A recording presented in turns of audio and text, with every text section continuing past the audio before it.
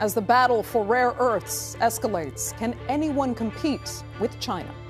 The rarest of rare earth minerals have become the planet's most coveted, used in everything from our smartphones to submarines. The United States has made a big breakthrough in finding rare earth minerals, a discovery that could change the balance of power around the world. For many years, China has controlled almost all of these important elements. Now, with new deposits found in the U.S., pressure is rising. The supply chains that have depended on China might finally shift, creating tension and worry. The question is now clear. Will this find change the game, or will China fight to keep control of these vital minerals? Join us in this video as we discuss the details. The rare earth minerals discovered by the United States. For many years, most people walked past the dirty creeks running through old mining regions without thinking much about them. The water looked ruined. The rocks were stained orange or red, and the smell was sharp enough to make anyone step back. But scientists began looking a little closer, and what they found slowly changed the entire conversation. They learned that the same harsh, acidic water leaking from abandoned coal mines was not only destroying streams, it was also quietly carrying something extremely valuable: rare earth metals that modern technology depends on. These mines had been left behind long ago, with broken rock full of a shiny mineral called pyrite. When rain and air touched the pyrite, a slow chemical reaction created acid. That acid moved through the old tunnels and pulled metals out of the rock. Over time, this acid flowed into creeks and rivers, turning the water ugly and unsafe. But inside that ruined water, scientists found rare earth elements. These metals are usually very hard to get, yet here they were, moving through polluted streams without anyone noticing for decades. When researchers began testing the mud that forms during water treatment, they found even more surprising results. The sludge at the bottom of treatment tanks held rare earth levels equal to or better than some are mined in other parts of the world. Some sites showed 1 to 2 pounds of rare earth metals in every ton of dried material. For something that had always been treated as toxic waste, the numbers were shocking. Treatment plants that were originally built only to clean dirty water were now showing signs of becoming new sources of important minerals. This discovery landed at a time when global competition over these metals was already heating up. China controls most of the world's rare earth mining, processing, and magnet making. For many years, the United States closed its own rare earth operations and simply bought finished materials from overseas. But when China began tightening export rules and growing more protective of its supply, American officials and companies realized how risky it was to depend so heavily on one country. That is why this new discovery, rare earth elements hiding in polluted American creeks, quickly turned into more than just a scientific surprise. It became part of a much larger struggle over who controls the materials that power modern life. By finding valuable metals in places no one expected, the United States suddenly gained a new chance to strengthen its own supply chain. What started as an environmental problem began to look like a strategic opportunity. And the fight over these metals, already intense, grew even more complicated as this new source came into view. After uncovering this hidden source of rare earth metals in America's polluted streams, one big question remained: how could anyone actually turn this toxic mess into something clean, useful, and valuable enough to compete on the world stage? Let's delve deeper. Turning toxic sludge into a valuable metal supply.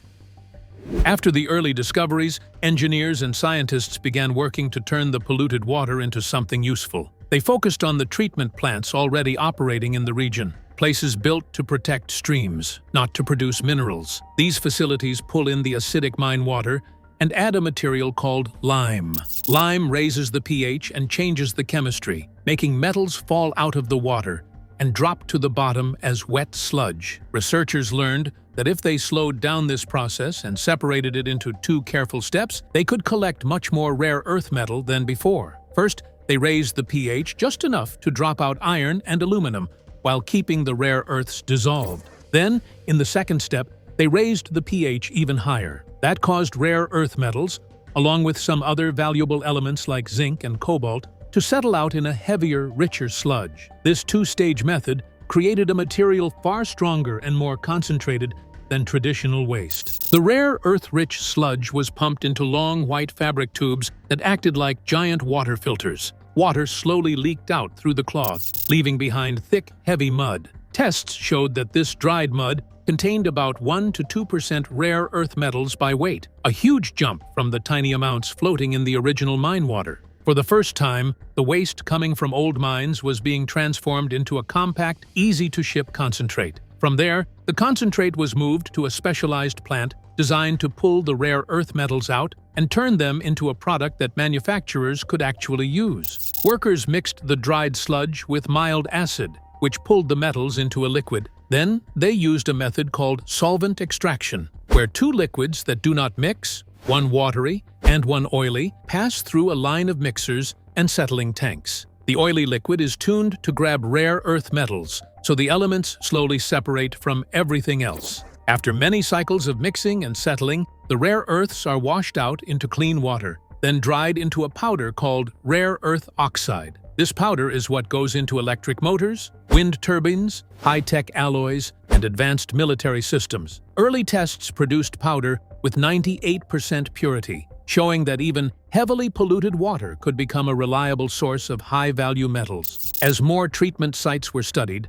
the numbers grew. Some plants could hold over $1 million worth of rare earth metals over time. Hundreds of similar plants across Appalachia and other mining regions were found to produce similar sludge. Many of these systems must keep running for decades just to protect local streams, meaning the supply can continue naturally for years. Even toxic lakes and old mine tunnels in the western United States are now being studied for the same purpose. What began as an effort to clean up long-abandoned mines slowly turned into a new way for the country to build a domestic supply of critical metals. By turning toxic sludge into valuable material, the United States found a path that does not require massive new mines, heavy blasting, or huge waste piles. Instead, it uses the chemistry created by old mines themselves. The process is slow, careful, and technical, but it is also steady.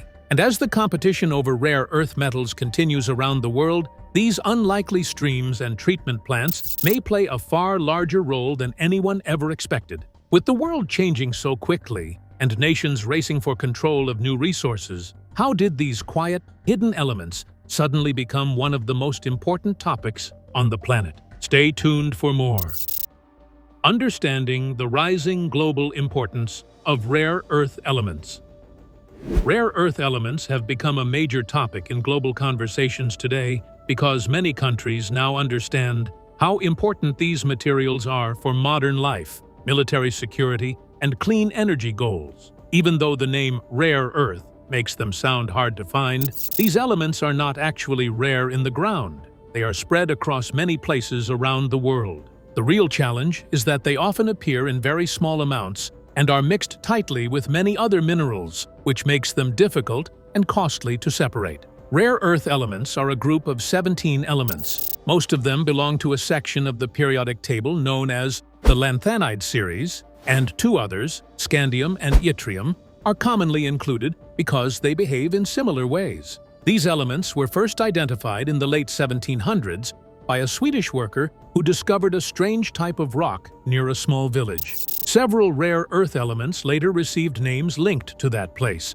showing how long humans have been aware of these materials. Over the last few decades, rare earth elements have become known as the vitamins or spice of modern industry. This nickname comes from the fact that only small amounts of these elements are needed to make many technologies stronger, lighter, faster, or more efficient. They play a quiet but powerful role behind the scenes in devices people use every day. For example, elements such as lanthanum and cerium are used in televisions, lighting systems, polishing materials, and other common electronics. Some rare earth elements help improve color, brightness, and performance in these devices. Other rare earth elements are used for highly specialized purposes. Elements like holmium and thulium appear in advanced tools such as lasers and in some systems related to nuclear technology. Their unique magnetic and chemical qualities make them valuable in fields that require precision and high strength. The discussion around rare earths becomes even more serious when looking at two major areas: military technology and clean energy. Many defense tools depend heavily on rare earth elements. Night vision goggles, advanced missile systems, radar equipment, and other sensitive military devices need these materials in order to function. Because of this, countries worry about who controls the supply. If a nation cannot get the rare earths it needs, it may struggle to protect itself or maintain strong defense programs. The second major area is the worldwide shift toward clean energy. Electric vehicles, wind turbines, and many renewable energy systems rely on super-strong permanent magnets that require specific rare earth elements. These magnets help electric motors run smoothly and help wind turbines spin efficiently. As more countries push towards zero-carbon emissions and look for ways to reduce pollution, rare earths become even more important. Without reliable access to these elements, progress in clean energy would slow down. Today, one country stands out as the dominant force in the rare earth industry: China.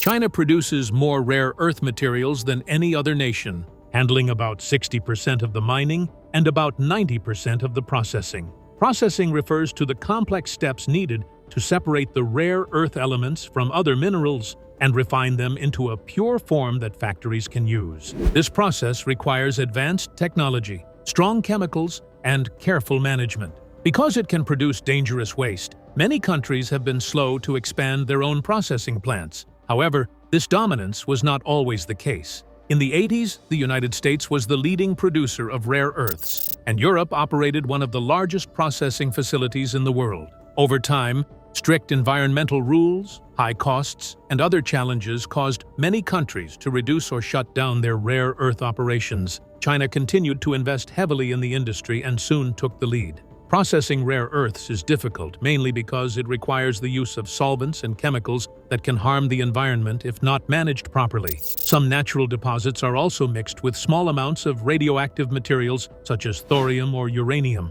which makes mining more complicated. Safer and cleaner technologies are being developed, but they are still not widely used. In summary, rare earth elements are found in many places around the world, but extracting and refining them into usable materials remains a major challenge. Their importance in everyday products, military systems, and clean energy technologies has made them a key part of global strategies. As countries compete to secure strong and steady supplies, rare earth elements will continue to shape discussions about technology, national security, and the future of energy. If rare earths are so vital, and the U.S. has such significant deposits, how is it that China still controls the global supply? And what is the United States doing to change that? Let's learn more.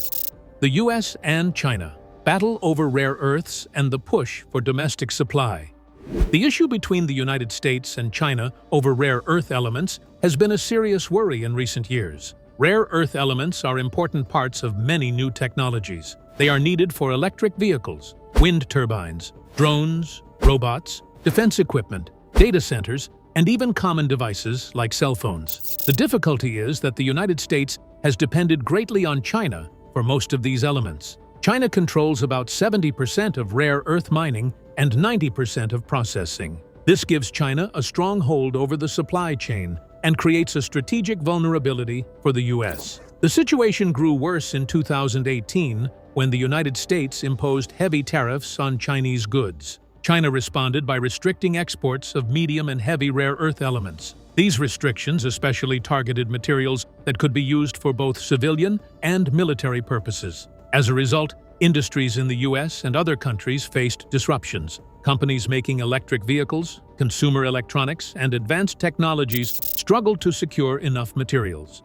Tesla, Ford, and Suzuki, as well as Japanese companies like Nidec, were directly affected. The U.S. reliance on China became clear, and it became necessary to build a local supply chain to lessen dependency and protect national security. To address this issue, the United States has taken many critical initiatives. The Department of Defense invested $400 million in MP Materials, the operator of the Mountain Pass mine in California. This investment helps the company build its magnet-making operations. Additionally, Goldman Sachs and J.P. Morgan gave loans totaling $1 billion to fund this expansion. By 2028, MP Materials wants to have increased its output of rare earth magnets from 1,000 metric tons in 2025 to 10,000 metric tons. Plans are also in place for a new plant in Texas called 10X, which will further boost production.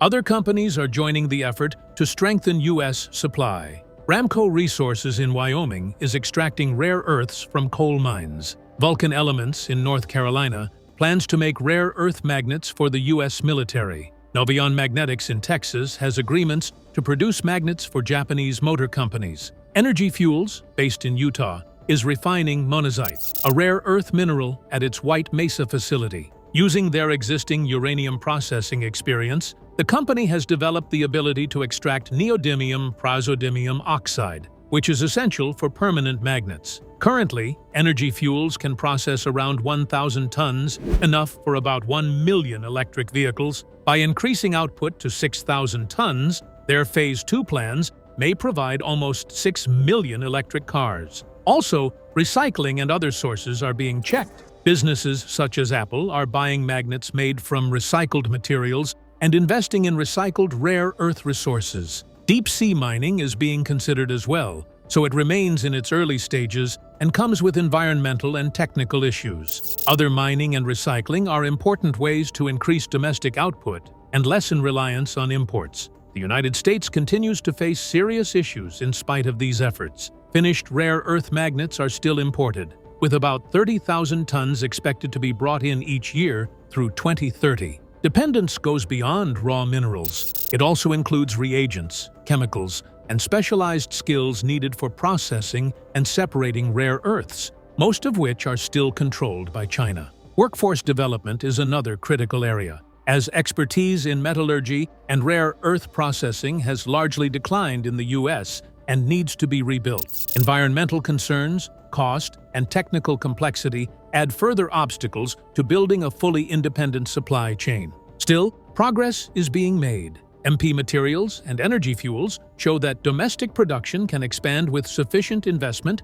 and government support. New magnet-making facilities, increased processing capacity, and exploration of alternative sources demonstrate potential for growth. With the right policies and continued funding, the U.S. could produce a significant portion of its rare earth needs domestically in the coming years. Building a reliable domestic rare earth supply chain is not easy. It will need many years, steady work, and a strong commitment from the public and business sectors. However, the United States may show to China that it is serious about reducing its reliance by making little but clear moves, creating clear rules, and making investments. While full independence is a long-term goal, current programs show that the U.S. is taking serious measures to ensure access to critical resources that are essential for military, technology, and the change to sustainable energy. How can the U.S. stop its own technologies and businesses from becoming at risk if China controls most of the world's supply of rare earth elements? Let's find out. Bayan Obo Mine: Expansion, Impact, Market Trends, and U.S. Strategy. The Bayan Obo Mine in Inner Mongolia, China, is the largest rare earth mining facility in the world. Over the past 20 years, the mine has grown a lot. Since the early 2000s, large mining areas have been built, along with new tailing dams to store the waste formed during mining. Because of this growth, Bayan Obo has become a key part of China's plan to manage the supply and production of rare earths. The mine's big size, which covers large areas of land, shows China's goal to control this vital sector. Rare earth elements, while not very rare in the Earth's crust, are found in small amounts and mixed with other minerals. Removing and processing them is hard. Turning ore into useful products needs so many stages, generally about 100, from mining and processing to manufacturing final elements like magnets. These measures are expensive, technically hard, and environmentally risky. China's large-scale operations, cheap labor, and government support allow it to produce rare earths at lower costs than most other countries, giving it a higher advantage in the global market. The environmental impact of Bayan Obo is big. Acidic water, chemical residues, dust, and radioactive elements are among the many waste products gotten by mining and processing. Tailing dams store much of this waste, but they can pollute nearby soils, rivers, and groundwater. The production of rare earths also produces high carbon emissions. Actually, compared to metals like steel, copper, nickel, or aluminum, rare earth emissions are higher per kilogram. These environmental issues make it hard for other countries to perform large-scale industry, allowing China to maintain its leading position.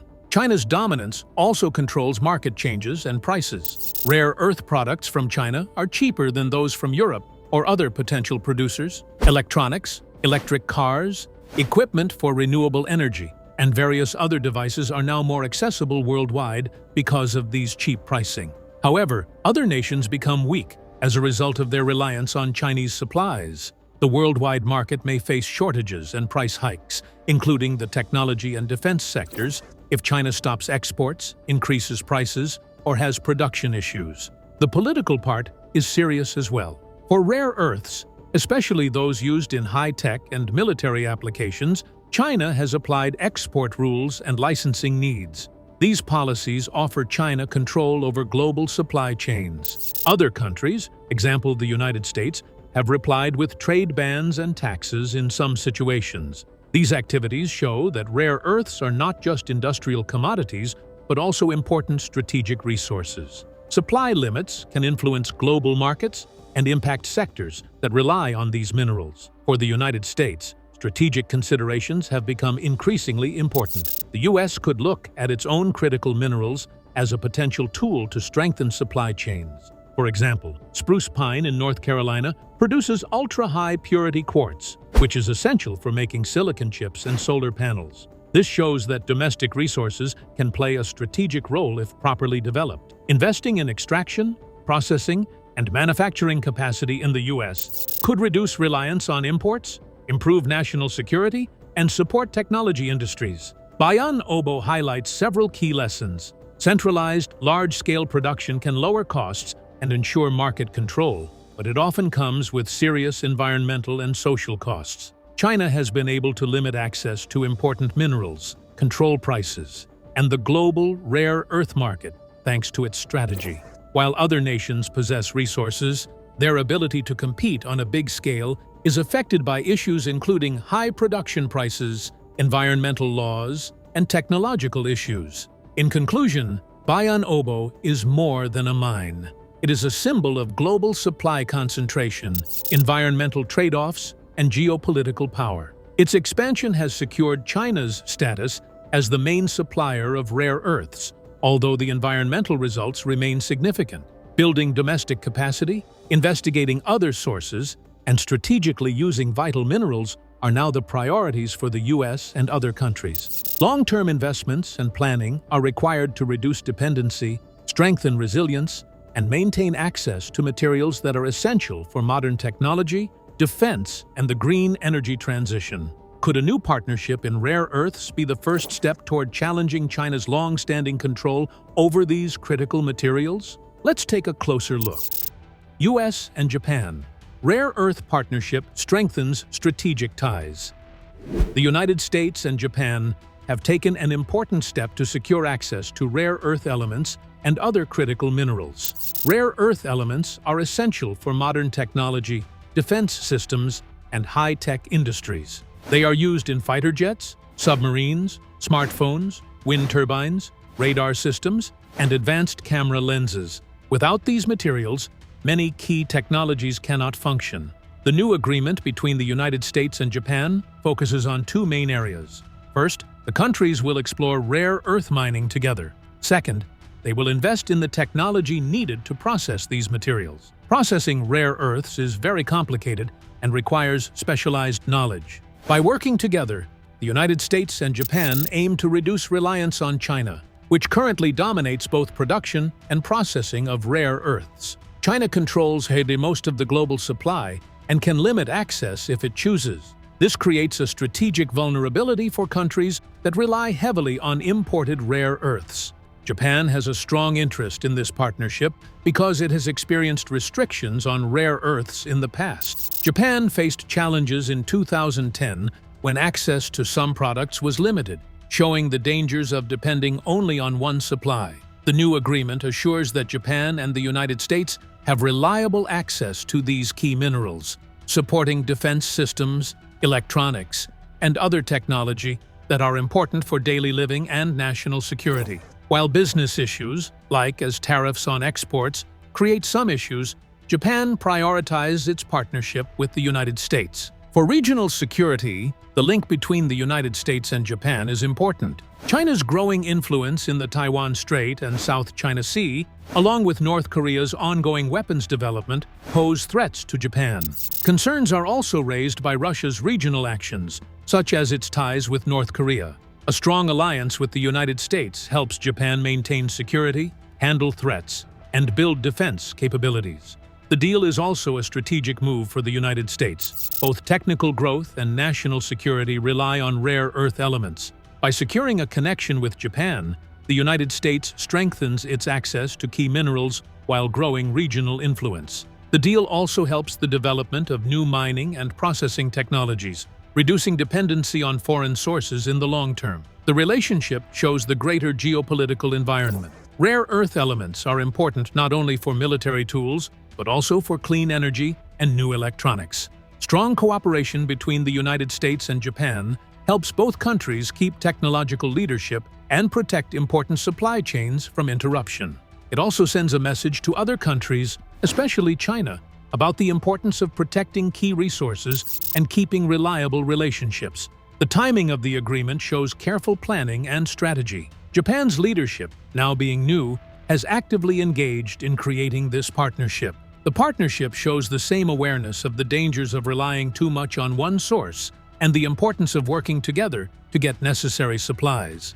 The pact also supports broader aims, including investment in defense technologies, trade cooperation, and infrastructure that can help both countries keep competitiveness in vital industries. In essence, the U.S. and Japan rare earth relationship is a strategic effort to assure access to vital resources, boost technical and defense capabilities, and deepen the alliance between the two nations. By cooperating on mining and processing rare earths, both countries reduce vulnerability to supply interruptions, counterbalance China's dominance, and secure key resources for economic growth and national security. This pact serves as an example of the value of planning, links, and financial investment in getting resources that are important to the modern world. Could the rising U.S. and Japan relationship in rare earths be just the beginning of America creating its own domestic supply chain to challenge China's control? Keep watching to find out.